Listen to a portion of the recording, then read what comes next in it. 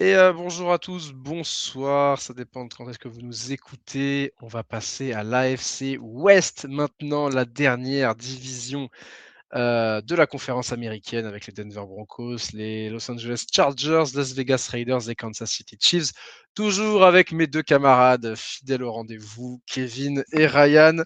Bon, on va pas faire les présentations, hein. What up, bro? Voilà, vous connaissez, hein, les vieux de la vieille qui sont là depuis Je les te permets débuts. pas de parler de Kevin comme ça, tu vas te calmer tout de suite. Il est malade, lui. Avec, du coup, de la Big Ten, de la SEC et de la Big 12, pour vous présenter les notes de la draft, 2026, de la division, d'une division qui a changé de patron cette saison, puisque les Denver Broncos ont fini en tête et les Kansas City Chiefs ont été, expulsés des playoffs. Alors est-ce que ce n'est que est-ce que ce n'est qu'un petit avertissement ou est-ce que ça va être dans la durée du côté de Kansas City? En tout cas, si vous voulez le savoir, restez jusqu'à la fin parce que c'est la dernière équipe qu'on fera, parce qu'ici on cherche le watch time. C'est très important. Et on va commencer avec le champion de cette division, les Denver Broncos. Alors, j'ai jamais vu une draft qui commence au 3e tour. Et pourtant, c'est ce que les Broncos nous ont cook sur cette draft. Alors, est-ce que la cuisine s'est mise à brûler ou est-ce qu'ils ont réussi à nous faire un délicieux repas malgré le peu d'ingrédients qu'ils avaient? Parce que c'est pas beaucoup de pics, hein, ils en ont, que je me mette sur les Broncos, on Ils a ils avaient 7 Ah non, ils ont pics, 7 picks, 7 picks. mais ils ont ça 7 commence au pics, 3e tour, quoi. c'est ça. Et il y en a 3 au 7e. Donc je veux dire, les mecs, ils sont allés faire leurs courses chez Lidl, hein. Il y avait que du discount. Bien évidemment, aucune pub pour Lidl, même si on vous aime, les gars, continuez les prix bas. Mais on stream aussi Auchan, Carrefour Oui, et voilà, Super. faut citer toutes les autres marques. Non, bref, trêve de plaisanterie. Les Broncos qui ont donc commencé avec Tyler Onyedim, le defensive lineman de Texas A&M. Ensuite, 4e tour avec 2 picks, le running back de Washington, Jonah Coleman, et le tackle de Boise State, Cage Casey. On prend Justin Joly, le tight end de North Carolina State, au 5e tour. Et puis, du coup, les 3 7e tours, le safety d'Illinois, Miles Scott, le tight end de Utah, Dalen Bentley. Et c'était le dernier pick, le Mister Irrelevant de la draft, le linebacker de Buffalo, Red Murdoch. Petit prince de Qui, Buffalo. ouais, le petit prince qui envoie des hits de bâtard sur Que des patates dans les balles. des patates dans les têtes des adversaires. Lui, on a bien kiffé quand on l'a vu là. On était, Ouais, lui. ouais, carrément. Carrément, carrément. Mais écoute, vas-y, vu que c'est toi qui as mis, je crois, la meilleure des notes, Ouais, je te laisse prendre le lead parce que Kevin et moi, on sera un petit peu plus rude. un peu plus El, rude, ouais. El Famoso retour du doseur et de l'ajusteur.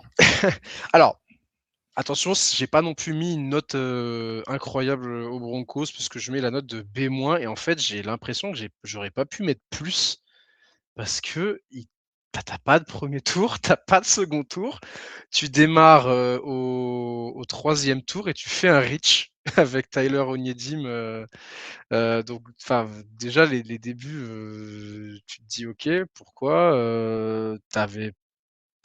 en plus, là, dans la depth chart, alors, il est annoncé comme un defensive tackle, mais dans la depth chart des Broncos, ils le mettent enfin, dans les depth charts qu'on a, je le vois apparaître en edge.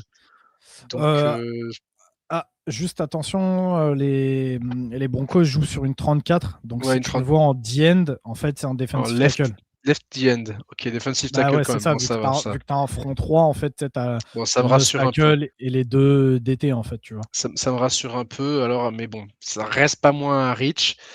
Et après, en fait, il y a des bons picks. Jonah Coleman, Casey, Justin Joly, qui est un tight end que j'aimais beaucoup du côté de d'NC State, avec une belle production du côté du Wolfpack. T'as rempli un peu, t'avais quelques needs, linebacker, tight end, tackle, tu les as un peu remplis, mais voilà, c'est avec des pics de 4e tour, avec des pics de 5e tour. Donc B- parce que j'arrive pas à monter plus haut, parce que ça manque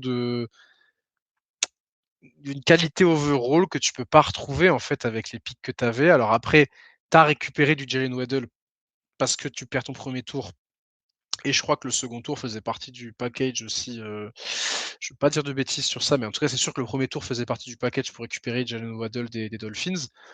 Donc un peu à la manière des Bengals avec Dexter Lawrence, même si ça rentre pas en compte dans la notation, bon, tu récupères un très bon receveur. Mais voilà, je suis sur un B- parce que c'est pas une draft qui m'a enthousiasmé. Il y a quelques picks que j'aime bien, mais c'est pas non plus, à sauter au plafond et bon, bah, les Broncos, voilà, il y a personne qui va être titulaire chez eux, dans les mecs qui ont été draftés. Je sais même pas s'il y en aura beaucoup qui seront dans le roster, début septembre, en fait. Donc à voir. Ouais, bah écoute, pour ce que tu viens de dire là, ta conclusion, t'es gentil d'avoir mis un B-. Moi, je serais pas Ouais, c'est aussi. vrai que c'est vrai que je Je pourrais descendre assez plus, au moins je là. serais pas aussi définitif que toi. Moi, je pense que tu as quand même des mecs qui vont faire le roster. Je pense que beaucoup de ces gars-là vont rentrer dans la rotation. Néanmoins, je suis un petit peu sur la même ligne éditoriale que toi, qui est de dire que la draft est assez moyenne. Alors oui, c'est indépendant de leur volonté, c'est que tu te retrouves avec des pics finalement très bas. Mais on le sait, quand tu as ce genre de draft-là, avec finalement des pics assez bas, il ne faut pas te rater sur les joueurs que tu targetes. L'avenir nous dira s'ils ont eu raison ou si ils ont eu tort. Moi, finalement, Tyler Onyedim, je leur ai mis un B. Pour moi, c'est un gros reach. C'est un joueur qui est assez âgé, mais je vois complètement ce qu'ils ont vu chez lui. Il faut savoir que les Broncos, bah, comme tu l'as dit, là, ils ont remporté la division. Mais quand tu regardes leur effectif, c'est quand même finalement assez stack. Tu vois, tu as peu de postes que tu peux renforcer directement en fait avec le peu de hauts choix qu'ils ont. Je me dis que Tyler Onyedim peut directement rentrer dans la rotation. Il sera peut-être pas titulaire devant un Zach Allen ou un Malcolm Roach, mais en fait, il sera dans cette rotation. On sait que les intérieurs D-line, c'est un poste où si tu veux garder de la performance, tu dois avoir de la rotation obligatoirement et je pense qu'il est capable de le faire. Il est capable de venir et de rentrer directement dans une rotation et d'avoir un rôle assez important.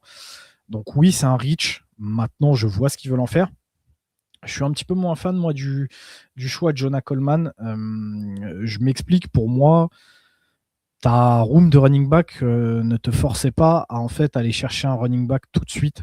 Tu as déjà J.K. Dobbins en titulaire. On sait qu'en termes de talent, ça ne bougera pas. Ce sera lui le numéro 1. C'était plus en termes de blessure, je trouve, C'est pour ça. Dobbins. C'est ça, c'est ce que j'allais dire. C'est surtout un souci de blessure. Sauf que derrière ça, tu as un RG Harvey que tu as récupéré assez tôt l'année dernière, qui était très prometteur, qui finalement n'a fait qu'une seule saison, pas extraordinaire. Mais si tu es déjà en train de pull the plug en te disant ouais, bah c'est fini, je te trouve dur. Ses capacités athlétiques, elles sont toujours là. Il a le droit également de progresser. Donc, moi, j'ai du mal à l'enterrer. Derrière, tu as un Jalil McLaughlin qui est, à mon sens, même si on peut en penser ce qu'on veut, mais ça reste un vétéran. Ça reste un mec qui a prouvé qu'il était capable d'avoir un rôle, tu vois, dans une running back room. Et ensuite, tu as une petite triplette là, de gars, d'anciens rookies, d'anciennes stars en fait, du college football, bah, qui, pareil, n'ont rien à envier à un Jonah Coleman. Je pense en l'occurrence à Cody Schrader, à Tyler Badie et Deuce Vaughn, qui sont trois profils qui, à mon sens, comme je le disais en college football, n'ont pas à rougir par rapport aux performances d'un Jonah Coleman, bien loin de là. Donc je me dis finalement que bah, est-ce que tu avais vraiment besoin d'aller chercher ton running back à ce moment-là? Je suis pas sûr du tout, surtout sur une QV qui, à mon sens, manquait un peu de talent, tu vois. Donc je valide pas forcément ce choix-là de Jonah Coleman. Cage Casey, pareil, c'est pas un choix que je valide de ouf. Ou alors ouais, le mec a ouvert des brèches à Ashton Genty. Maintenant, franchement, si c'est ça ton projet à développer, désolé, mais moi ça me fait pas kiffer. Et Justin Joly, j'ai vraiment kiffé. C'est un joueur pour le coup qui a beaucoup de potentiel, je trouve, et que j'ai vraiment validé. Maintenant, c'est un petit peu la même chose. Quand tu regardes la room de Tyden, tu avais déjà 5 Tyden dans l'effectif. Donc oui, Justin Joly, je valide et je vois le délire que tu peux commencer à préparer l'après Adam Trautman, tout ça. Il peut avoir un rôle même à côté d'un Evan Engram. Maintenant, en fait, ce qui me pose question, c'est de me dire, tu vas chercher Justin Joly et 2 pics plus loin, tu vas également chercher Dallin Bentley. Donc, c'est quoi le programme, en fait? Tu vois, qu'est-ce que tu cherches à faire? Miles Scott, j'en parlerai pas, je ne l'ai pas assez regardé. Et ensuite, j'ai plutôt bien noté Red Murdoch, mais pareil, quand je regarde l'effectif des Broncos, je me dis pas que le linebacker dont ils ont besoin, c'est Red Murdoch. Red Murdoch, c'est vraiment un Mike plutôt à l'ancienne, costaud, très physique. On l'a dit, le mec tabasse. Oui, c'est une machine à turnover au niveau des fumbles. C'est une machine à plaquer, le mec, mais c'est vraiment le linebacker un petit peu Mike à l'ancienne, qui est assez limité finalement, athlétiquement parlant. Et avant la draft, je l'avais dit sur les mocks, pour moi, si les Broncos ont besoin d'améliorer leur room de linebacker, c'est pas ce genre de profil qu'il leur faut. C'est vraiment d'un mec qui soit capable de couvrir, d'un linebacker qui soit bon en couverture. Et en fait, je me dis, pourquoi tu vas pas le chercher avant, en fait, tout simplement, à la place, par exemple, d'un Jonah Coleman, à la place d'un Cage Casey que du coup, tu aurais pu récupérer plus tard. À ce moment-là, tu avais, je crois, Kyle Louis qui était encore disponible, qui était le meilleur covering linebacker de la QV, mais tu en avais d'autres. Hein. Tu en avais plein d'autres, des profils différents. D'ailleurs, c'est pas pour rien si en UDFA, ils vont récupérer justement Toréan York, dont j'ai parlé dans des épisodes précédents, et qui pour moi, en fait, fait peut-être un petit peu plus de sens en termes de complémentarité dans cette room de LB, tu vois. J'ai du mal à voir Red Murdoch s'imposer dans cette rotation. Alors, il aura sûrement un rôle en special team, mais je me dis, franchement, tu avais mieux à faire, même avec le peu de pics que tu as eu. Et ouais, non, je peux pas mettre plus qu'un C+, moi, pour les Broncos, tu vois, finalement. Parce que, ouais, il y a 2-3 profils que j'aime bien, mais tu avais beaucoup mieux à faire. Du coup, je donne la parole à Kevin. Et juste, non, shout-out aux Broncos pour avoir récupéré donc Toréan York, qui était un de mes petits chouchous. Mais aussi, le petit Joseph Manjack, le 4e receveur de Houston, petit prince. Le mec qui joue sans gants, méga playmaker, vous l'avez récupéré en UDFA, je l'adore. Et j'espère que Sean Payton lui donnera une carrière. Un mec qui joue receveur sans gants en 2026. Gros, c'est un méga bowler. Il a un flow, mon gars. C'est quoi, c'est quoi, c'est à TCU qu'il était? Il a été à TCU et après il était à Houston. Ok, donc moi je l'avais scouté l'année dernière avec TCU quand je regardais je sais plus qui. Et je l'ai vu là. C'est un méga bowler. Hein. C'est un bowler. Honnêtement, c'est avec qui que j'en parlais juste avant, quand on a fait les épisodes de je sais plus quel joueur. Il paye pas de mine. T'as l'impression que c'est un mec qui a vu de la lumière et non mais vraiment, on dirait un figurant de film. Ah mais de ouf. Mais c'est un football player. Le mec, ça fait 2 ans que je l'ai vu, c'est trop mon chouchou. C'est un bowler de ouf.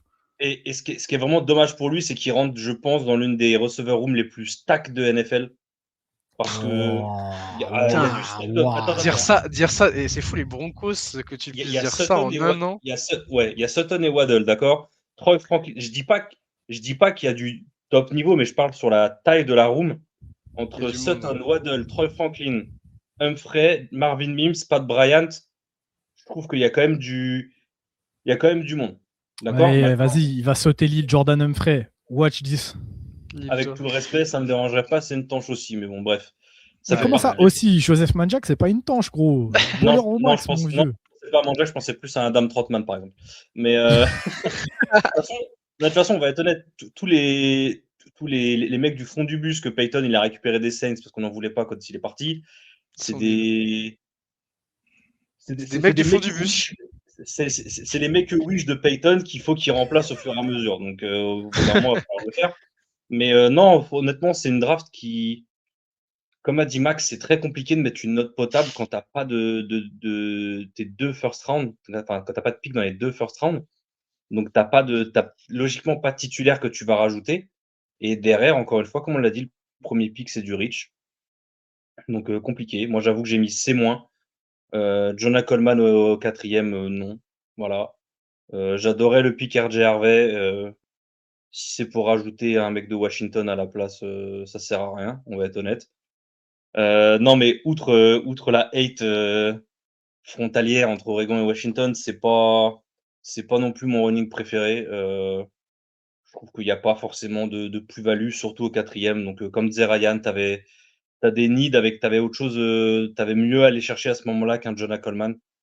Donc voilà, et puis même je suis pas forcément allé revérifier a posteriori, mais c'était un peu comme les Bills avec tout leur trade down ou les Jags qui étaient un peu chelous, ou les Chargers, on va y venir après aussi, qui ont beaucoup de trade down et tout.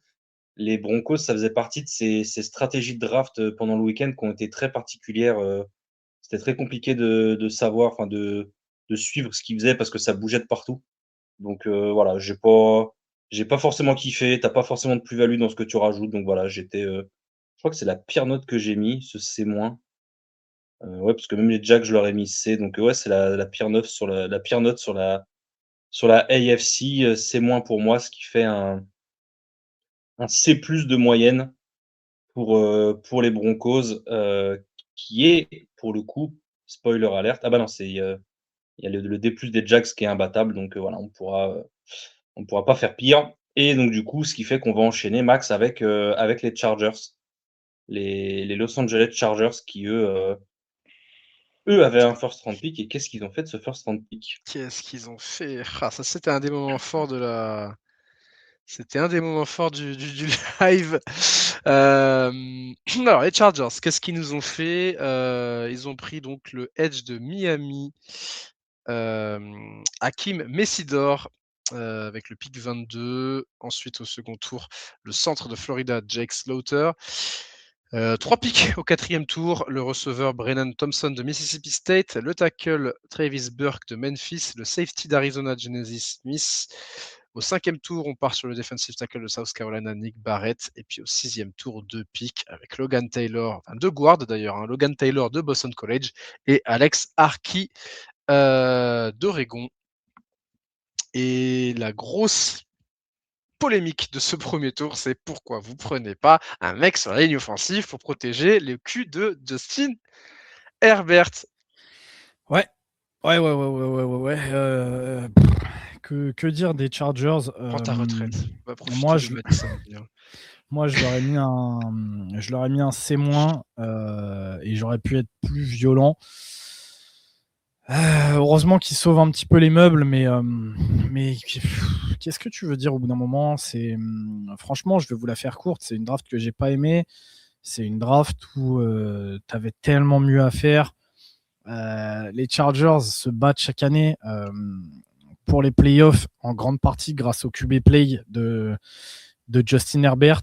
Et tu te dis qu'avec ton premier choix de la draft, tu vas récupérer un edge de rotation. Qu'est-ce que vous voulez que je vous dise, moi, au bout d'un moment, c'est dans la room, tu as déjà Khalil Mack, tu as déjà Tuli Tuipulotu, qui sont tes 2 titulaires. Donc en edge de rotation, un mec qui va pouvoir tourner sur les 2 postes, tu as Alvin Bud Dupree, l'ancien edge des Steelers. On en pense qu'on veut, mais ça reste un vétéran qui est très solide et qui est capable de faire le job. L'année dernière, il récupère Kyle Kennard, donc le mec qui jouait à l'opposé de Dylan Stewart, qui avait du potentiel, mais qui était déjà un joueur assez âgé, qui était capable de tout de suite rentrer dans la rotation. Et en fait, tu te dis que là, avec ton premier choix, plutôt que de renforcer ta O-line, qui est putride au possible, qui est blessé chaque année, qui est incapable de protéger Justin Herbert, et notamment l'intérieur de cette ligne offensive. Mais franchement, si vous aimez juste le football, mais ça fait peine à voir tellement Herbert se fait casser la gueule. Et donc, en fait, tu te dis que ton premier choix, ce que tu fais, c'est que tu renforces ta rotation de edge avec un edge numéro au mieux 3-4. Quand tu as encore, je crois, 2 ou 3 des top interior O-line de dispo, bah non, moi, ça m'emmerde. Ça m'emmerde profondément. Donc, derrière, ils vont chercher Jake Slaughter, le centre des Gators, qui, à mon sens, sera un meilleur guard que centre. Sauf que, bah, en fait, même lui, tu lui mets une pression d'office parce que toute la fanbase ne va rien lui laisser passer, étant donné que bah, tu es là pour renforcer cette O-line. Et c'est un peu malgré lui qui sort si haut parce que c'est un vrai reach. Hein. Sauf qu'en fait, même lui, ça m'emmerde pour lui de voir qu'il va avoir cette pression-là, alors que de base, tu aurais dû aller chercher un top interior O-line à la place de Messidor, tu vois. Mais je sais même plus quoi dire. Donc en fait, tu récupères finalement un centre, tu reach pour un centre qui va devoir jouer guard, qui a des choses à travailler, notamment sur son run blocking, alors que tu avais des top interior O-line à aller chercher. Écoute, maintenant, soit, c'est passé. Derrière, ils vont chercher un Brennan Thompson. Alors, génial, c'est un putain de playmaker. Mike McDonald est très heureux. Il va avoir un mec qui stretch le terrain et tout. Sauf que Brennan Thompson, sans lui faire offense, le mec, il fait 1m70 pour 44 kilos. Quand il va prendre un safety lancé en pleine gueule, bah, j'ai bien envie de voir s'il va se relever ou pas. D'autant qu'on est en NFL. Là, ouais, il stretch le terrain. En NFL, il va avoir des mecs qui font 2 fois son gab, être capable de le suivre. Même chose, j'attends de voir. Je sais que Mike McDonald est capable de bien McDaniel. designer des plays, mais encore une fois, bordel, renforce-moi ta O-line. Laisse du temps. Laisse du temps à Herbert pour lancer, merde. Herbert t'a montré qu'avec les cibles qu'il a déjà là, il était capable de cook en 1 seconde. Tu veux pas lui donner genre 4 secondes en fait, juste pour, je sais pas, développer des choses. Puis même Donc, au-delà du temps, faire en sorte qu'il prenne moins de sacs parce que c'est un joueur, voilà, à chaque sac, c'est une blessure de plus potentielle. bah ouais. Bah ouais, le mec il finit toutes les saisons blessé et en fait, tu vois, ça va faire comme Andrew Luck quand dans 2 ans, Herbert va devoir partir en retraite. On sera tous là à dire oh putain, fait chier et tout, c'est un des purs talents et tout. Bah ouais, mais en fait, au bout d'un moment, son équipe fait rien pour l'aider. Derrière, tu vas chercher Travis Burke pour renforcer ta O-line, donc un tackle qui a un potentiel énorme, gros gabarit, tout ça. Mais c'est un potentiel, il n'est pas prêt du tout. Donc ça veut dire que là, même si tes 2 tackles se blessent, et on sait que c'est potentiellement le cas aux Chargers, Travis Burke ne sera pas au niveau d'un titulaire NFL. Même chose, pourquoi tu ne vas pas chercher plus de O-line plus tôt, bordel? Ouais, ils le font. En fait, ils vont chercher les O-line, mais ils vont les chercher trop tard. Exactement. Ils sont quand même partis en chercher 4, quoi. Ils se sont réveillés. En fait, ils ont fait putain merde, les gars, on a piqué Messidor premier tour. Ouais, mais en Attendez. fait, tu vois, le problème, c'est que derrière, ils prennent 4 mecs, il y en a 2 qui vont faire jouer hors de position de base, tu vois. Il y a Slaughter qui est centre qui vont faire jouer garde, il y a Arki qui est tackle qui vont faire jouer garde. Alors, Sauf pour le coup, je suis d'accord avec Arki, mais c'est embêtant parce que, comme dit Ryan, tu as des top joueurs que tu peux prendre chercher, enfin, que tu peux aller chercher plutôt qui sont à leur poste. En fait, le truc, Kevin, c'est que si tu as des vraies couilles, tu double dip sur le poste de guard directement. Et en fait, au lieu de te retrouver avec un Jake Slaughter et un Alex Arki ou un Jake Slaughter et un Logan Taylor, tu peux te retrouver avec Chase Bizontis et Emmanuel Pregnon. Donc ouais, là, ta ligne, elle a tout de suite une autre gueule quand en fait, tu peux avoir Joe Alt, Rashawn Slater, Bizontis et Pregnon. Je suis désolé, ta ligne, ouais, elle a une autre gueule. Et Tyler Biadasz en centre. Donc en fait, au bout d'un moment, c'est fatigant. Je vous jure que c'est fatigant de voir ce genre de choses-là. Et donc ça me gave en fait. J'ai même pas envie de plus débattre de ça parce que pour moi la draft pue la merde. Ouais, ils sont allés finalement renforcer cette O-line, mais pas au bon moment, pas avec les bons joueurs, pas avec les plus gros talents potentiels, même pas avec les mecs qui ont le plus haut plafond, le plus haut plancher. Donc non, c'est de la merde. Je suis désolé, c'est de la merde. J'espère que Justin Herbert sera capable de cook avec ça. J'espère que Hakim Messidor fera une belle carrière parce que lui, je lui en veux pas du tout. Mais c'est chiant en fait. Franchement, c'est chiant, ça me casse les couilles. Et quand Herbert sera encore blessé la saison prochaine, écoute, on verra à ce moment-là. Et surtout que Messidor miskin parce que tu viens, t'es pris first round, mais tu vas être dans une rotation alors que tu aurais été pris dans 20 franchises différentes, tu aurais pu être starter, tu vois. Mais c'est juste que là, tu arrives dans une équipe où tu n'auras pas ta place parce qu'encore une fois, ils ont drafté avant ou ils ont une superstar au poste. C'est ça. C'est rien contre le joueur, c'est vraiment. C'est ça. Après, moi, sur le reste de la draft, voilà, Brennan Thompson, j'aime bien. J'aime bien ce que. On en parlait, mais je crois que c'est aujourd'hui ou hier, là, en privé, on en parlait un peu. C'est que ils ont une offense qui, au niveau sur les skills, en tout cas, il faut qu'on. Enfin, la O-line, malheureusement, le potentiel est là, mais il faut qu'on voit ce que ça donne, surtout au niveau des blessures. Et surtout au niveau des gars qui vont devoir changer de poste, parce qu'il faut se dire que là, certes, il y a Jake Slaughter qui va switcher en garde, mais les 2 gardes au pré-draft, c'était quand même Trevor Penning et Cole Strange. Donc, c'est pas non plus l'assurance tout risque. Et là, ils vont se retrouver avec des mecs qui potentiellement ne jouent pas à leur poste. Donc ça va encore être un gros point d'interrogation, mais les skills sont intéressants. Les skills sont intéressants. Tu as du Quentin Johnson, tu as du Trey Harris qui est en 2e année, tu as du Ladd McConkey, il y a Brennan Thompson du coup qui a été drafté. Donc je trouve qu'ils ont un top 4 receveur qui est intéressant. Avec Orondé Gazden pardon, qui a émergé l'année dernière en Thaïlande. Ça fait quand même des choses intéressantes pour Mike McDaniel pour bosser. Mais voilà, encore une fois, si on a ce problème de O-line, je sais que Emilien de Chargers France nous a particulièrement fait chier sur le chat pendant toute la draft parce que je dis ça avec amour, Emilien, t'inquiète pas. Hein. C'est que, en fait, je pense que c'était aussi le ressentiment de toute la fanbase des Chargers, c'était que ce qu'a dit Ryan, c'est que tu as un QB potentiellement générationnel, ce que les gens peuvent être d'accord ou pas. Mais dites-vous En bien tout cas, que t'as un top QB NFL. voilà, dites-vous bien que Herbert, la plupart des gens le voient top 5. Regardez le supporting cast qu'il a autour de lui. Mm. Maintenant, vous vous dites, venez, on essaie de lui mettre une O-line et comme on a dit, il a plus de 2 secondes pour lancer, il prend pas 65 sacs par an. Bah, ça peut peut-être être drôle, mais visiblement, Harbaugh, il a pas vraiment cette philosophie-là. Il lui pompe le dard à chaque fois en disant, oh, Herbert, il est amazing, il est trop cool et tout. Sauf que derrière, tu l'envoies au charbon année Il après n'arrive année. Donc, au bout d'un il moment, n'arrive pas à dormir sans se dire qu'il doit donner un Super Bowl à Justin Herbert. non, mais voilà, sauf qu'en fait, le Super Bowl, il va te le mettre dans le cul parce que bon, bref.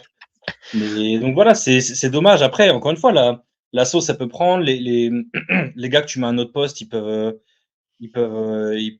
réussir aussi. Mais et encore une fois, on focalise sur la O-line parce que très clairement, tu arrives avant la draft, tu parles des Chargers, c'est la O-line. C'est la O-line qui est le focus de toute cette draft. Et certes, tu en prends 4, mais comme a dit Ryan, il y a du reach, il y a du hors de position et tout, il y a beaucoup mieux à faire. Et surtout, ce qu'a dit Ryan, c'est très juste, c'est que avec tes pics, et c'est ce que je disais juste avant, c'est que tu peux te retrouver avec Bisontis et Pregnon. Mm. Ou même l'un des deux. Même l'un des deux, mais tu as un Ouais. vrai garde, tu as un vrai top garde, et tu te Ouais. retrouves avec des mecs qui vont devoir switcher de position. Donc, Ou les deux. ou les deux. Non, mais, Ou mais, ah, Bisontis Et et mais Dunker. avoue que. Et tu peux avoir Slaughter plus tard. Hein. Ben oui. Mais bien sûr, C'est... bien sûr. Mais dis-toi, soyons honnêtes, Ryan, si tu as juste Bisontis ou Pregnon, ta note, elle est totalement différente. Bah ouais. Ou Voilà. Bisontis et Dunker, bordel, mais tu peux. Oui, il y avait même Dunker est au troisième tour, tu vois. Mais si tu parles du top 5 guard, en fait, tu prends 4 O-line à 3 postes différents. Tu n'as même pas un top 5, tu vois. Donc, c'est dommage. C'est dommage et malheureusement, alors, c'est bête, mais je pense que c'est l'une des seules équipes qui était vraiment, peut-être avec les Saints, mais qu'on fait totalement l'inverse avec les receveurs, mais qui était conditionnée. Enfin, on savait que la note allait être conditionnée par ce qu'ils allaient faire à ce poste ou sur cette escouade de O-line. Et malheureusement pour Ils eux, ont fait de la merde. Ils ont fait de la voilà. grosse merde. Moi, pour le coup, j'ai mis un B. Pourquoi? Parce qu'il y a le nombre Oh, t'es gentil, hein. Oui, je Ouais, sais. moi, Et je vais encore, baisser j'avais ma mis. note. Je vais Ouais, baisser moi ma note. aussi. Je vais la baisser. J'avais B+ et j'ai baissé. Hein. Mais Moi, j'ai je mis vais B baisser. parce qu'il y a le nombre et qu'il y a Arki, donc je suis obligé de up un peu la note, quoi. Voilà, je fais le homer. Mais non, je suis un peu déçu par ça. Et puis encore une fois, c'est même le ressentiment qu'on avait pendant la draft. C'est à chaque fois que tu as un pic, vraiment, tu te prends la tête entre les mains, quoi. Et après, pour moi en plus, parce qu'il y a Herbert, mais voilà, malheureusement, ça fait partie de ces drafts qui laissent plus que perplexe et t'en reviens à un point où tu croises les doigts, en fait. Où tu croises les doigts pour que les gambles qu'ils prennent réussissent. Ouais, bah, du coup, moi, j'ai baissé ma note. J'étais à B, je descends à B-. Je vais pas non plus descendre plus parce que ça serait. Mais ouais, ce pic à Kim Mesidor, qui est pourtant un joueur que j'aime beaucoup, qui a fait une très belle saison du côté de Miami, aux côtés de Ruben Bain, mais bah, mauvais endroit. Déjà pour lui, parce il est devant beaucoup de joueurs à son poste, et puis c'était pas le joueur attendu au premier tour chez les Chargers. Ils essayent de se rattraper, mais en fait, il reste plus que des fonds de tiroir, donc c'est terrible.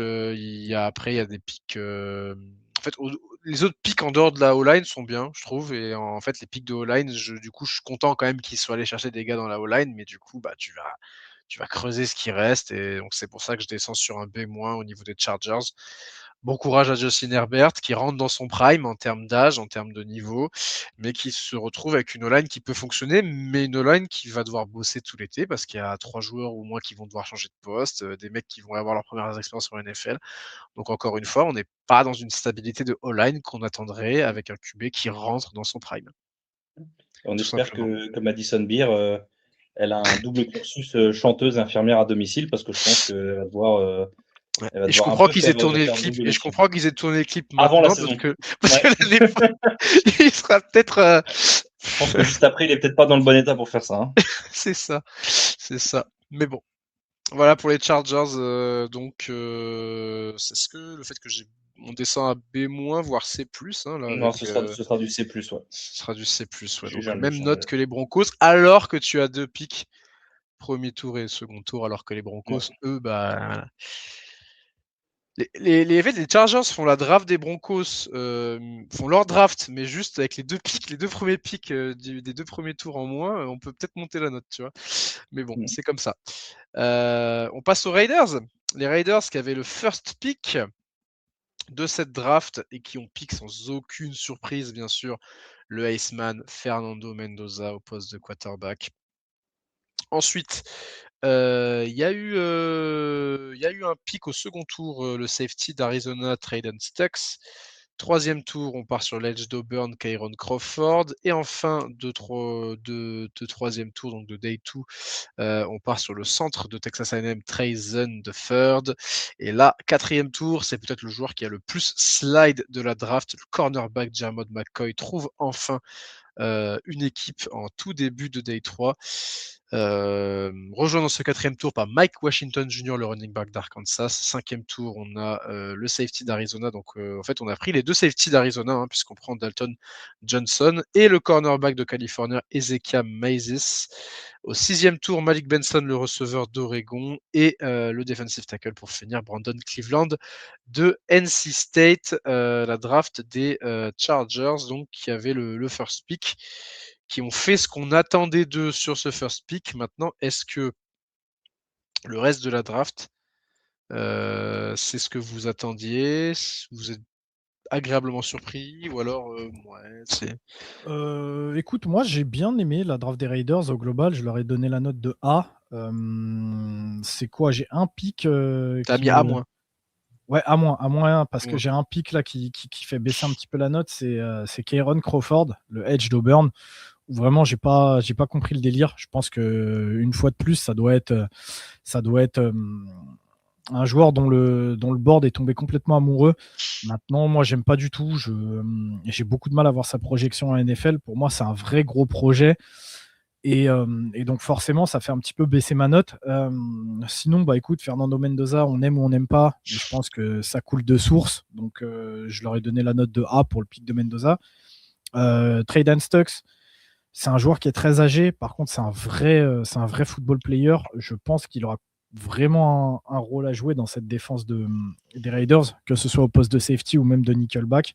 Le fait qu'il soit âgé, certes, ça peut impacter le fait que je le voyais peut-être partir un petit peu plus bas, et donc ça impacte également un petit peu ma note. Maintenant, vu les needs qu'il y avait dans cette défense, avoir un joueur âgé mais qui est capable de tout de suite rentrer dans la rotation et tout de suite jouer, je pense que c'est très utile. Trayson, j'ai vraiment kiffé le pick parce que tu auras à minima un joueur qui peut te dépanner sur les 5 postes de la O-line. Faut savoir que là, il est noté en tant qu'intérieur O-line, parfois en tant que centre, mais il a aussi joué tackle et il a le gap dans tackle. Je crois qu'il fait 6'5", un truc comme ça. Lui, pour le coup, il a de l'expérience partout, que ça soit en guard, en centre, en tackle, à droite, à gauche. Donc je me dis que quand tu vois un petit peu la O-line des Raiders, qui l'année dernière était putride au possible, bah finalement être beaucoup renforcé cette année avec l'arrivée de Tyler Linderbaum, arrivée qui malheureusement va forcer Jackson Powers-Johnson à vraiment s'installer à ce poste de guard. Mais donc je me dis que tu as déjà vraiment renforcé ton interior line avec un Tyler Linderbaum. À la free agency, tu as également ajouté Spencer Burford. Là, tu piques un Trayson qui va être capable de jouer un petit peu partout et potentiellement même d'aller chercher une place de tackle s'il faut, à l'opposé de Colton Miller. Mais en fait, ça te rajoute, c'est con à dire, mais ça te rajoute des options. Tu peux même te dire que si demain tu as une blessure d'un Linderbaum, bah en fait Jackson Powers-Johnson ou Trayson peut récupérer le poste de centre et l'autre glissera au poste de guard. Donc pour moi, c'est un pick qui pour le coup est vraiment excellent. Je crois que j'ai mis un A sur ce pick-là. Derrière Jermod McCoy, j'ai mis un A+. À ce moment-là, tu n'as rien à perdre à aller le chercher, surtout que tu as un vrai besoin également au poste de corner. C'est typiquement le genre de pick où, bah écoute, si médicalement parlant, tu n'as plus rien à faire, bah tant pis, tu auras finalement dépensé un choix, je crois, du 3e jour ou de fin de 2e, je ne sais plus exactement. Mais donc, finalement, tu n'as rien à perdre. Par contre, si le mec est capable de jouer, et visiblement, des premières vidéos que j'ai pu voir, c'est le cas, bah en fait, tu récupères un mec qui était annoncé top 3 corner à une value, mais qui est extraordinaire pour la valeur qu'il pouvait avoir pré-draft. Donc, j'ai mis un A+. Mike Washington, Je sais qu'il y a beaucoup de gens qui ont un vrai doute. Moi, j'ai mis un A sur le pic de Mike Washington. Il a tous les tools, il a toutes les capacités athlétiques pour pouvoir être une vraie option sur un one-two punch avec Ashton Genty. Maintenant, il faut travailler techniquement, mais à ce moment-là de la draft, au day 3, vous le savez, j'aime bien aller chercher mon petit running back et je préfère partir sur ce genre de projet-là plutôt que sur un Jonah Coleman qui part plus tôt, tu vois. Dalton Johnson, je ne l'ai pas noté. Ezekiel Massis, je ne l'ai pas noté. Malik Benson, j'ai mis un A.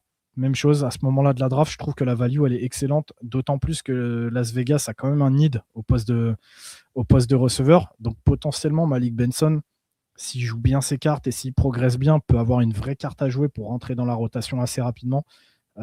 J'ai beaucoup aimé ce pick-là.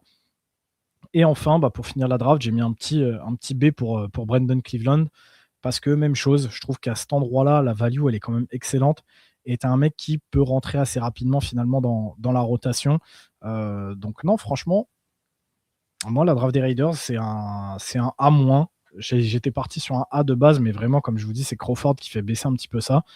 Et franchement, il n'y a rien à dire. S'il draftait plus souvent comme ça, il serait peut-être pas dans cette espèce de trou noir vaseux dans lequel ils sont depuis plusieurs années, quoi.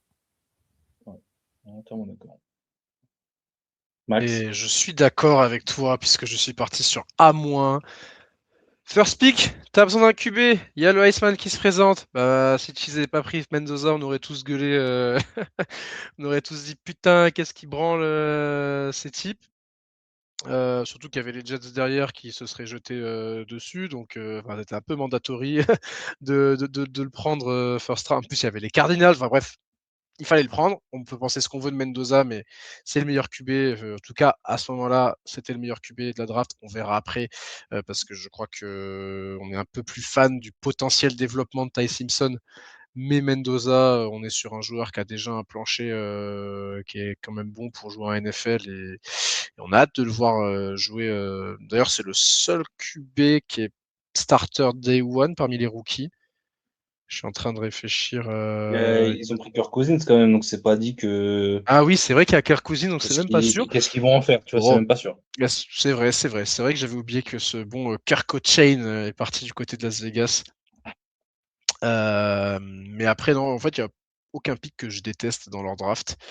Il y a effectivement le reach sur Kyron Crawford, mais bon, si tu kiffes le joueur, tu as besoin d'un edge à ce moment-là. C'est bon. Diamond McCoy qui tombe jusqu'au 4e tour, ou d'un moment, même si le joueur a un passif de blessure, là, tu prends aucun risque. C'est un 4e tour. Et si le joueur esquive les blessures, mais alors tu as un cornerback. T'as ton cornerback numéro 1, parce que vu la room des cornerbacks de Las Vegas, c'est pas Kevin Stock qui va le gêner. J'aime bien, ouais, comme tu dis, Mike Washington Jr. Dans le marasme d'Arkansas, qui avait fait une belle saison, le running back. Alors certains ont dit ah là là, ils prennent déjà un running back à la draft qui est suivi celle de Genty, mais en même temps, si tu veux que ton running back 1 performe, il faut qu'il y ait un running back 2 derrière qui fasse le taf, et Washington Jr., je pense, peut largement remplir cette fenêtre. Non, franchement, super draft de la part des Raiders. Peut-être la draft qui va commencer à les faire sortir du marasme dans lequel ils sont depuis des années.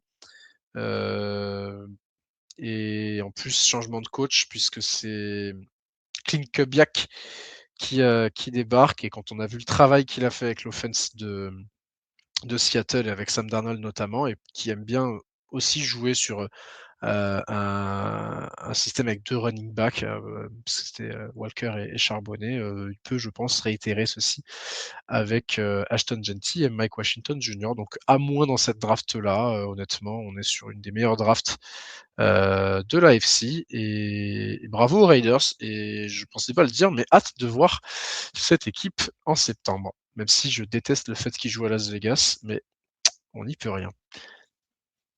Ouais, je suis d'accord avec vous, j'ai mis un moins aussi. Hein. Je suis content pour Benson parce que je pense qu'il va avoir sa carte à jouer. Comme on a dit, Jermon McCoy qui peut se transformer dans, je pense, le style de cette draft pour 2 tweaks et un coupon au champ. Donc voilà, je trouve que c'est un bon truc. T'as Mike Washington en même temps. T'as Stukes. Honnêtement, t'as vraiment des bons players sur ce truc, hein, sur cette draft, pardon. Maintenant, Mendoza, oui, Mendoza, non. Simpson, oui. Ça, c'est un débat qu'on aura, je pense, plus tard. Mais effectivement, je pense qu'à l'instant T, au moment de la draft, c'était le choix le plus logique, qui faisait le plus sens. Donc, voilà, on va voir ce que ça donne. L'avantage, c'est qu'il a devant lui un Kirk Cousins qui est exactement le même que lui. Donc, il va pouvoir apprendre d'un QB qui a le même style de jeu et tout. Donc, ça, c'est cool aussi. Ouais. Maintenant, voilà, moi, ce dont j'ai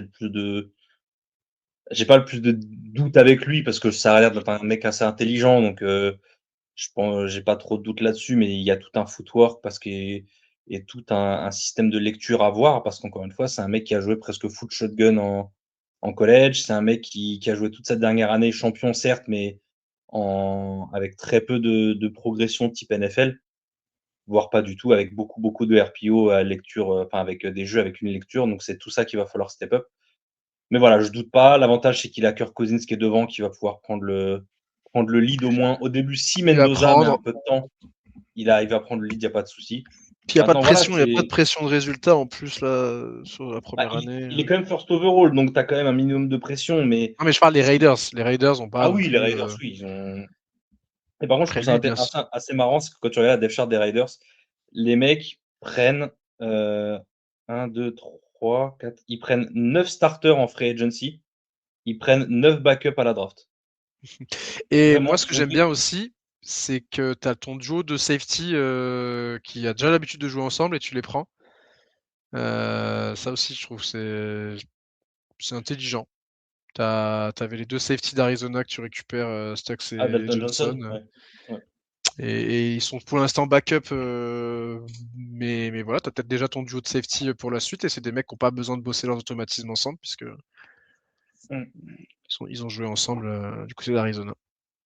Mais ouais, c'est une équipe qui va être beaucoup remaniée, hein, pour Kubiak, lui aussi premier head coaching job pour le fils Kubiak, bien entendu. Donc on va voir ce que ça donne. Mais ouais, c'est une équipe qui commence à avoir de la gueule. Donc comme on a dit, je pense il y a peut-être les squads de receveurs qui restent encore un peu light. Quand ton receveur 1, c'est Jack Bech, je pense que est-ce que le fait d'être en receveur par comité, d'aller chercher ce dont tu as besoin sur tel ou tel package avec tel ou tel receveur, on va voir si ça fonctionne. En sachant que tes backups, c'est quand même des speedsters, hein, que ce soit Thornton ou Benson, c'est vraiment des burners qui vont pouvoir te stretch le terrain verticalement. Donc on va voir ça. Mais voilà, c'est je pense, une nouvelle ère aussi. On en parlait avec les Jets, on en parlait avec les Browns. Ça nous change d'avoir ces 3 Une équipes qui draftent correctement la même année. On remontait jusqu'à 2022, mais je pense que ces 3 équipes qui draftent bien la même année, moi, de mon vivant, j'ai jamais vu ça. On va faire simple. Donc, c'est une nouvelle ère pour la NFL à ce niveau-là. Ouais. Ouais, c'est une nouvelle ère et donc ça nous donne une note de A-, puisque les 3, tous les 3 donnaient une note de A-. Et tu sais ce qui peut augurer une nouvelle ère, Kevin, dans cette NFL? C'est Kansas City qui pue la merde. C'est Kansas City qui n'est même pas allé en playoff. Mais comme ils ont trouvé le remplaçant de Mahomes, c'est pas grave. Peut-être. En tout cas, ils ont décidé de prendre Garrett Nussmeier. On va commencer par lui sur les pics de Kansas City. Mais quoi de plus normal, le prince deviendra roi. Le prince deviendra roi, ou en Non, tout j'y cas, crois pas une seule seconde, pas derrière Mahomes. Mais... en tout cas, écoute, il va s'entraîner avec Patrick Mahomes. Et avec Andy Reid, et ça, je peux Andy t'assurer Reid. que c'est une sacrée école pour la suite. C'est une sacrée, c'est sûr. Écoute, une draft de Kansas City qui a fini avec LSU, qui avait commencé avec LSU, puisqu'ils ont trade up pour récupérer Mansour Delane, le meilleur cornerback de la draft 2026. Petit trade up aussi pour remonter fin de premier tour et récupérer Peter Woods, le defensive tackle de Clemson. Ensuite, on prend l'Edge d'Oklahoma, Air Mason Thomas. Puis on se retrouve au 4e tour avec Jaden Kennedy, le safety d'Oregon. Donc 4 premiers picks, 4 pick 2 en défense. Et puis ensuite, on passe à l'attaque avec le running back de Nebraska, Emmett Johnson, au 5e tour, ainsi que le receveur de Cincinnati, Cyrus Allen. Et puis du coup, on le disait, en fin de 7e tour, alors qu'on pleurait sur Kalik Manis aux Commanders, on part sur Nussmeier au poste de QB. Salaki, si tu nous entends, nique ta race. Non, je Voilà déconne. Toi, tu nous as rien fait. Voilà. C'est notre board. Va chier, Peters. Encore une fois, on n'a rien contre les joueurs, c'est que le board qui fait de la merde. Et donc, les Chiefs actifs au niveau des trades, hein, avec 2 trade-up pour avoir 2 picks au premier tour. Alors, donc, ils sont montés au pick 6. Ils ont réussi à remonter après sur le pick 29. D'abord en défense, puis en attaque. Qu'est-ce qu'on en a pensé de la draft des non finalistes ou champions en titre, puisque cette fois-ci, ça faisait longtemps, mais ils n'ont pas été en playoff. Et avec un Patrick Mahomes en plus qui se soigne d'une rupture des ligaments, si je dis pas de bêtises. Donc on verra s'il sera au départ de la saison du côté de Kansas City. Mais bon, qu'est-ce qu'on en a pensé? Est-ce que... Écoute, vas-y Max. je crois que Kevin et toi, vous avez la même note. Et ouais. Donc, non, du coup, tu spoil la note de Kevin, mais je pars sur un A-, avec la draft des Chiefs. J'aime bien cette draft. J'aime beaucoup cette draft. On savait que la défense des Chiefs avait besoin de renforts au poste de edge, au poste de corner. Tu réponds dès le début avec le meilleur cornerback de la draft et tu vas le récupérer en trade-up. Donc ça veut dire que tu as porté tes couilles pour aller le récupérer. Et putain qu'on aime quand les équipes osent faire ça, hein, n'est-ce pas, Guts, avec donc Mansour Delane, Peter Woods et R. Mason Thomas. On est plus sur du joueur de développement, mais pour remplacer un Chris Jones du côté de Peter Woods et un George Karlaftis en edge pour Mason Thomas, je trouve que les picks ont du sens. Il y a de Jayden Kennedy, donc qui est un safety, mais qui, je pense, peut passer en nickelback. Aura aussi sa carte à jouer parce que ils ont pas grand monde à cette position-là. Et puis après, non, honnêtement, c'est que des strikes sur les picks offense. En fait, je trouve. Tu vas chercher un Emmett Johnson 5e tour, alors que c'était un des running backs Bon, c'était pas une classe de running back très élevée, mais 5e tour, Emmett Johnson, Nebraska, dans une room de running back, vous irez la voir du côté de... tu as récupéré Kenneth Walker, mais après, tu avais vraiment la place pour aller chercher un rookie et tu vas chercher un Emmett Johnson qui peut déjà, je pense, jouer un rôle dès la première saison. Tu vas chercher un Cyrus Allen qui a un profil physique extrêmement intéressant du côté de Cincinnati et qui, je pense, peut déjà jouer un rôle parce que là encore, la room des receveurs, tu as de la place et puis tu as vraiment rajeuni ta room chez les receveurs. Tu as beaucoup de monde au portillon. On verra qui c'est qui arrivera à aller sur le terrain, mais un Cyrus Allen a largement sa place. Et écoute, un Nussmeier en fin de tour. Tu t'assures ton QB backup. Alors, il y a aussi Justin Fields qui arrive via la draft, mais honnêtement, voilà, à moins pour cette draft des Chiefs, qui est une draft de qualité, qui rassure. Et on se dit, voilà, les Chiefs n'ont pas encore dit leur dernier mot. De toute façon, tant que Mahomes est sur un terrain de football, tout peut arriver. Et le fait d'avoir renforcé la défense est très important parce que c'était plutôt la défense l'année dernière qui posait problème. Et il me manque peut-être juste un tight end. Tu vois, j'aurais bien aimé un petit tight end dans le lot pour préparer l'après Travis Kelce. Mais bon, t'as déjà comment il s'appelle, Noah Gray. Ouais, t'as déjà Noah Gray. Il joue beaucoup avec lui, il joue beaucoup avec lui, mais comme tu dis, je pense qu'il y a un après à trouver, parce que Noah Gray, c'est quand même du 2021, il est plus jeune que Kelce, qui rentre 2013. presque... Il est 2013, donc il va être sur sa 13e, 14e année NFL. Mais ouais, en plus, on était dans une classe de tight end qui était très, très deep. On a vu énormément de tight end partir cette année. Donc, il y avait potentiellement un peu mieux aller oui. T'inquiète, ils l'ont déjà en UDF à Mais il faut pas parler trop fort. Attends, j'ai pas Ah vu, oui, j'ai- le, Ah Le- oui, le je l'avais Titan pas de vu, Gillenborg. Wyoming, Gillenborg. Et ils ont Effectivement, aussi ça, je Jaden l'ai. Hott.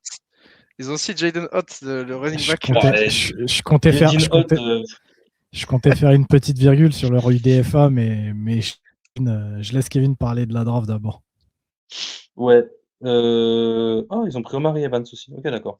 Non, oui, mais c'est ça aussi. Il y a des équipes qui draftent bien, mais il faut aussi voir les UDFA. Tu parlais des Après, Saints avec. on note pas on note pas l'UDFA, mais c'est On vrai que note pas c'est les à UDFA, noter. hein, mais effectivement. Mais D'ailleurs, on c'est n'a pas aussi à parlé prendre de en compte. l'UDFA des Ravens avec, je viens d'y penser, avec Fagnano et Diego Pavia. Bref. Ouais, ils ont plus pour pas en parler, parce que tu verras qu'on parle football, donc bon, voilà. Mais oui, non, Oh, effectivement, c'est c'est bon, aussi il à est prendre minuit en compte parce 21, que laisse-moi parler du Petit Prince. mais voilà, pour ceux qui suivent les équipes, n'oubliez pas de suivre aussi les signatures DFA parce que nous, il y a beaucoup de gars à la draft dont on a parlé, hein, on les attendait au 7e tour parce qu'on voyait les noms tomber. Bah, tu vois, un Sawyer Robertson, par exemple, ou un Harris de Ole Miss, un D-tackle qui a été pris par les Saints. Il y a beaucoup de gars qui feront potentiellement soit la practice squad, soit le bottom des rosters de 53 de vos équipes. Et on n'en a pas parlé pendant la draft, mais il y a quand même du talent et des choses comme ça sur les UDFA. Mais sinon, non, draft de Kansas City, qu'est-ce que je te dis? J'ai mis à moins. Tu as 2 first round picks, tu prends Mansour Delane, tu combles un need avec le numéro 1 à son poste. Derrière, bah, moi je suis content. Il y a Kennedy qui sort, il y a Emmett Johnson qui sort, il y a Cyrus Allen qui sort. Il y a Nussmeier qui sort enfin au 7e tour après que nombre d'équipes aient chié dans la colle à prendre des tanches devant lui. Qu'est-ce que je te dis? Je trouve que c'est une draft qui est bonne. Ryan, forcément, il y a 2 mecs de LSU, donc lui, il est aux anges. Il a Mais, monté.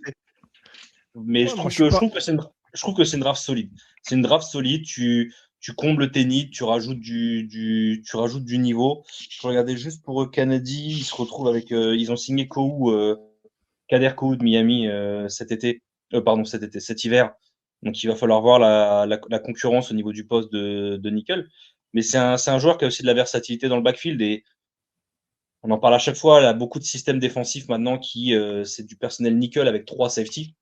Et lui, il est capable de jouer peut-être un peu moins en tant que box safety, donc en tant que ce troisième linebacker hybride, mais aussi bien dans le deep que dans le nickel. Donc on peut voir ce que ça donne. C'est un mec qui a fait une énorme deuxième partie de saison, notamment shutdown de Mackay Lemon contre USC, ce qui n'est pas donné à n'importe qui.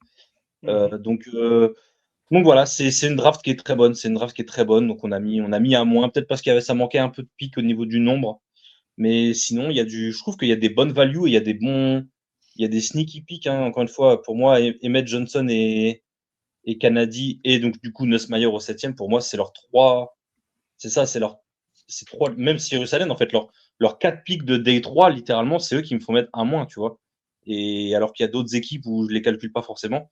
Et eux, les mecs ont que 4 picks sur le dernier jour, sur le samedi, et ils prennent 4 bêtes de joueurs, quoi. Donc c'est cool pour eux. Ouais, bah Ryan, écoute, vas-y, finis ça. écoute, bah non, mais moi je suis peut-être pas objectif et j'ai peut-être surnoté mes pics d'LSU, mais en fait, je trouve que vous êtes dur avec votre A-, parce qu'en vrai, la draft, elle n'est pas juste solide, elle est très très bonne. Quand tu regardes, je me dis peut-être le manque de pics. Écoute, au final, ils ont fait 7 pics, alors que je me souvienne, lors de la draft, on est censé avoir 7 pics. C'est compliqué de voir autant de qualité. Mansour Delane, je pense qu'on est tous d'accord, consensus cornerback 1 avec un vrai plafond de numéro 1. On sait que Kansas City draft très bien les corners. C'est pas rare de voir les corners qui sont des stars à Kansas City devenir des mecs mid une fois qu'ils partent dans d'autres franchises. Donc j'ai limite aucun doute à me faire sur le fait que Mansour Delane sera capable de continuer cette domination qu'il a pu montrer en college football. Peter Woods, j'ai mis que un B parce que je suis pas fan du joueur. Maintenant, on en parle souvent des fits dans les systèmes. Récupérer un Peter Woods et lui permettre d'apprendre derrière un Chris Jones pour que derrière il prenne la relève en termes de fit, de style de joueur, de profil de joueur, je vois le fit, même si j'aime pas le joueur, finalement je peux que valider, même si j'aime pas le joueur. Donc pour moi c'est un super pick. Le pick au final qui m'a peut-être le plus dérangé dans cette draft, c'est Mason Thomas, et c'est un joueur que j'aime beaucoup aussi. C'est un joueur que j'aime beaucoup, je le dis depuis plusieurs années. À Kansas City, on réclame du pass rush quasiment tous les ans. c'est compliqué d'aller chercher un meilleur pass rusher que Mason Thomas avec un potentiel comme le sien. Là où moi, je serais peut-être un petit peu plus dur avec ce pic-là, c'est que je reste convaincu qu'entre Mason Thomas et un Cassius Howell, les deux joueurs se ressemblent beaucoup au niveau du profil. Je serais peut-être allé chercher un Cassius Howell. Alors, on va me dire que Mason Thomas est peut-être un petit peu meilleur en run support. Je ne suis pas forcément d'accord avec ça. Moi, personnellement, je préfère la mentalité et le plancher en termes de pass rush d'un Cassius Howell, dont je suis très très fan. Maintenant, la chose qui me fait un petit peu peur, moi, avec Mason Thomas, c'est son historique de blessure qui est long comme mon bras, et j'ai quand même un long bras. Le mec s'est déjà tout pété, hein, les genoux, les épaules, les biceps, il s'est tout fait, le mec. Donc j'ai très peur pour la suite de sa carrière. Maintenant, ça reste un joueur que j'aime beaucoup et qui pour moi avait beaucoup de potentiel à aller chercher, donc je ne vais pas cracher dessus. J'aurais juste préféré un Cassius Howell. Par exemple, tu aurais pris Cassius Howell au lieu de Mason Thomas, j'aurais pu rajouter un autre A+, en fait, dans cette draft pour moi, tu vois. Jadon Kennedy, excellent pick. Moi, j'adore. Pour moi, il ne faut pas le mettre au poste de safety. Il faut vraiment essayer de le développer en nickel. Et la chance que tu as, c'est que justement, tu vas pouvoir le laisser au moins une petite année derrière un Kader Kohou, histoire qu'il se fasse un petit peu au jeu NFL, à la vitesse, au type de tracé qu'il peut y avoir, tu vois. Et il ne faut pas oublier que Kader Kohou est quand même lui aussi un petit peu sujet aux blessures. Donc, il y a un monde où Kader Kohou peut se blesser sur l'année rookie de Kennedy et que Kennedy peut prendre sa suite et être très très bon. Donc ça, pareil, je valide complètement. Maxence l'a dit, Emmett Johnson, pour moi, pareil, c'est un genre de pick home run. Je le dis, je le répète et je continue d'appuyer dessus. Pour moi, tu dois prendre un running back chaque année à la draft. Et pour le coup, Emmett Johnson, il a une vraie carte à jouer en tant que pass catcher, que receiving back. Donc, j'ai aucun mal à le voir évoluer dans une room où tu as déjà Kenneth Walker, où tu as un Brashard Smith qui va pouvoir faire souffler Walker un peu à la manière dont le faisait Charbonnet aux Seahawks. Et sur certains jeux de passe, de voir Emmett Johnson déjà prendre des reps dans cette équipe. J'ai aucun doute là-dessus. Donc, pour moi, la value, elle est excellente. Ensuite, j'ai Cyrus Allen. Mais alors ça, c'est un A+ pick à ce moment-là. Cyrus Allen, joueur méga sous-coté et qui est typiquement dans le moule de ce qu'aime Andy Reid sur ses receveurs. C'est un super petit route runner. Il est capable d'être aligné dans le slot. Sur certains jeux, il va être capable de se déplacer à l'extérieur, ne serait-ce que pour bait un petit peu la défense et libérer d'autres tracés de receveurs. Moi, franchement, c'est un pick que j'aime beaucoup. Je ne serais pas étonné de voir Cyrus Allen déjà avoir du temps de jeu dès son année rookie. Ensuite, Garrett Nussmeier, comme je vous ai dit, je ne suis pas objectif. Moi, c'est un A+ complet sur le pick de Nussmeier. Alors, malheureusement, il se retrouve dans une room où il sera derrière Mahomes. Donc, il n'y a absolument aucune espèce de scénario où je peux me dire qu'il finira QB1 dans sa vie tant qu'il sera à Kansas City. Mais par contre, comme je le disais, c'est une super école. Tu le mets derrière Mahomes, tu le mets dans une room avec Andy Reid comme coach. Techniquement, après 3 ans, 4 ans de son contrat rookie, c'est peut-être le genre de QB qui pourrait avoir une renaissance dans une franchise qui a besoin d'un QB, tu vois. Donc je valide. Et même pour lui, je suis heureux qu'au moins il puisse, tu vois, jouer en NFL. Et en plus, il tombe dans une franchise qui est fonctionnelle. Tu vois, il tombe pas dans un truc qui pue du cul, comme ça pouvait être le cas chez les Jets il y a quelques années, ou les Raiders il y a quelques années, ou les Bengals, par exemple. Tu vois, il tombe dans un truc qui est structuré, qui est carré, et ça, c'est très, très cool.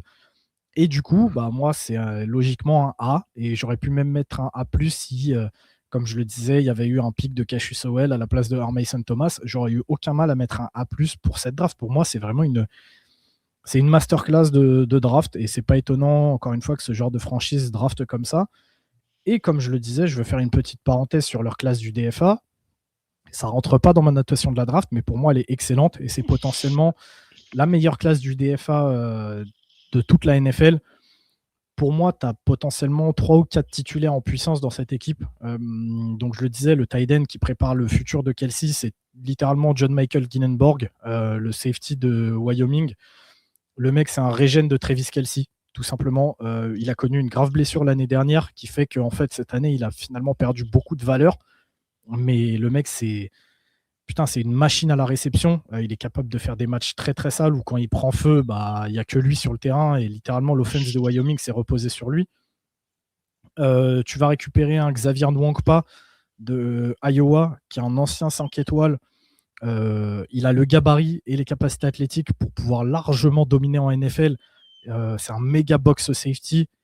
Maintenant, il faut qu'il travaille sur ses qualités de couverture, mais quand tu vois un petit peu la secondary des Chiefs, j'ai aucun mal à penser qu'il fera les 53 et peut-être même qu'il puisse avoir du temps de jeu assez rapidement. T'as un Duke Anthony t'as un Vincent Anthony edge de Duke, le mec il fait 6'6", 260 pounds, c'est l'espèce de edge rusher dans le moule Trevon Walker qui finalement n'a jamais réussi à cliquer en college football, mais qui a tous les tools. Pareil, je serais pas étonné de le voir faire à minima, tu vois, comme le disait Kevin, une practice squad. Maxence en a parlé, tu as du Jaden Hutt. J'en parlais plus tôt, Jeff Caldwell, qui est un espèce de sur le papier régène de Megatron, donc de Calvin Johnson. Le mec, Oh là. il fait bah ouais, mais sur le papier, Ouais, sur le papier, sur oui, le papier, mais ouais. putain, si c'est Megatron. Oh, Ah, écoute, ça ce sera au. Bref, en tout cas, physiquement, c'est vrai que le gars. Physiquement, le mec a une fiche de RAS qui est à 10. En fait, le mec sur le papier a tout. Et c'est un profil que n'a pas Kansas City. Donc tu te dis que s'ils sont capables de travailler un petit peu, potentiellement, tu as un truc de très sympa. Kevin en parlait, ils ont Omari Evans. Enfin bref, les mecs, c'est leur classe du DFA met une race à beaucoup d'équipes, à beaucoup de troisième jour de certaines équipes. Donc excellent. Bravo tout simplement à Kansas City. Ouais, bravo à Kansas City. Avec une note de A- en moyenne, donc, puisque Kevin et moi nous mettons A- tous les deux et A pour Ryan. Mais c'est vrai qu'on est sur une des meilleures drafts de l'AFC, tout simplement. Donc C+ pour les Broncos et les Chargers, A- pour les Raiders et les Chiefs. Voilà qui clôture donc la conférence américaine. On se retrouve prochainement avec la National Conference. Et en attendant, portez-vous bien et puis n'hésitez pas à continuer à suivre l'actu sur The Trick Play Podcast. Ouais. Et mettez des likes et mettez des 5 étoiles sur les podcasts. Là, c'est Grand Malade là, que je remercie. Il faut savoir que là, on vient de se taper plus de 3 heures d'enregistrement ensemble, qu'il est minuit 30 à l'heure où on se parle. Ouais. Donc, c'est des grands malades. Ils sont complètement fous. Donc, pour nous remercier, mettez des likes, mettez des 5 étoiles, mettez des commentaires. Abonnez-vous. Et n'hésitez pas à nous dire si vous êtes d'accord aussi avec nos notations. Et voilà. Ouais. Et à insulter Kevin en commentaire. Voilà, c'est gratuit, ça fait toujours plaisir. Mais ouais, n'hésitez pas à nous dire aussi, vous, ce que vous pensez de la draft de votre équipe. Et puis on se retrouve rapidement pour la NFC.